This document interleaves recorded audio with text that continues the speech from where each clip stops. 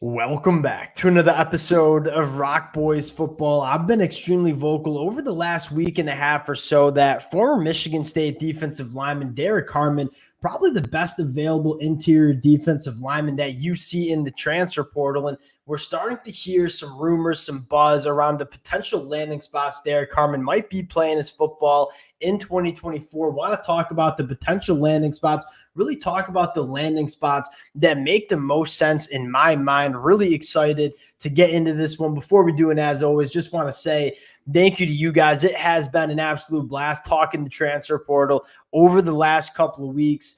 The amount of support you guys have shown the boys truly does mean a lot. If y'all do enjoy the content, consider subscribing to the channel. Much more importantly, would love to hear from you guys where you think Derrick Harmon winds up in 2024. We'll chop it up in the comment section.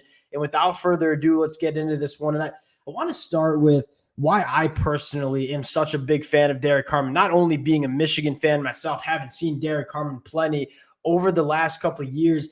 I really like the multitude of skill sets Derrick Harmon brings to his next team. You look at a guy in Dominic Williams from TCU, phenomenal football player. Dominic Williams at TCU, there's a reason why he is extremely coveted by programs like LSU and Missouri. But you look at Derrick Harmon, and I think he can do a lot of the same things Dominic Williams does, playing that nose tackle, eating up double teams. But I also think Derrick Harmon flashes some of that game-changing ability on the inside of that defensive line, too. You take a look, 18 quarterback hurries, 20 run stops.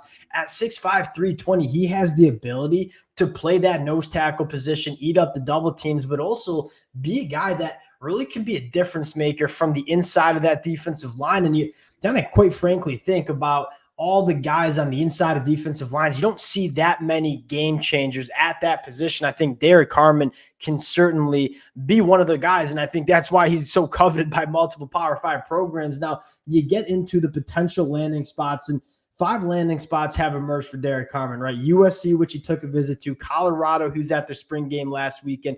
The Oregon Ducks are still in it from the winter portal month. You got Ohio State, and then a possible return to Michigan State, which was really the final result when he was in the transfer portal in the winter. Want to dive into these 5 teams, talk about which programs really make the most sense for Derrick Harmon. And I want to start with USC, where I look at that team and say that is the missing piece on that defense. And USC fans, we've talked extensively over the last couple of weeks that you look at that secondary, massive improvements. You look at the linebacker spot and you kind of trust that that unit's going to take a step in the right direction.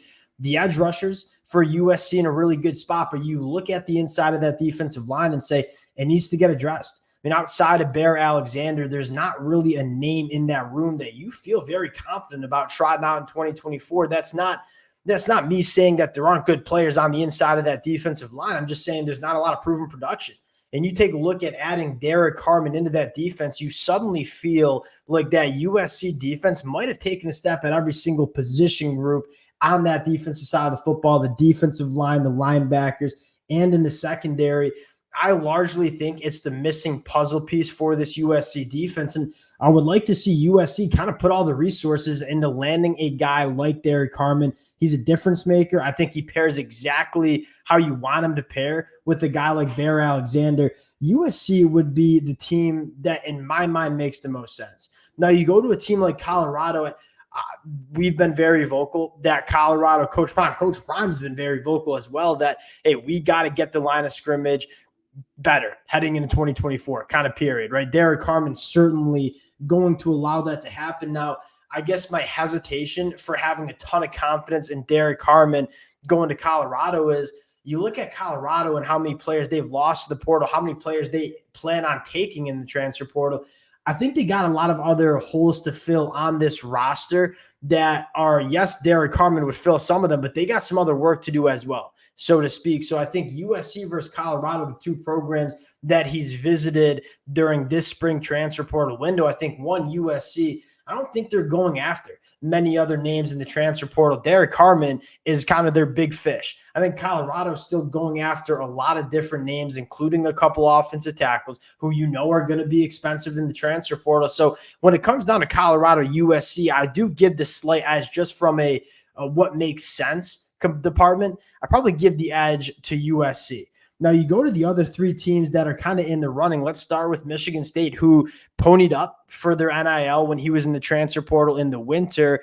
Apparently wasn't enough because he hits the transfer portal once again in the spring. And I will say this, I think the asking price, the price for Derrick Harmon, it's gone up because you look at all these programs, USC or LSU or Oklahoma, the amount of Power 5 programs that are really looking to address the inside of that defensive line, it's a lot of them. And so I think the bidding price for a guy like Derrick Harmon probably more than it was in the winter months. So we'll see if Michigan State can pony up again, get him back onto Michigan State. But to me, it seems like the asking price has probably gone up for a guy like Derrick Harmon. You take a look at the other programs that were really in the running for Derrick Harmon. I want to start with the Oregon Ducks, and this one kind of makes some sense, right? You just saw Ben Roberts hit the transfer portal, a guy that, I had a lot of high expectations for Ben Roberts going into 2024. We have identified that Oregon defensive line, specifically the inside of that defensive line, is probably being one of the bigger question marks that we have for this program. They looked really good in the spring.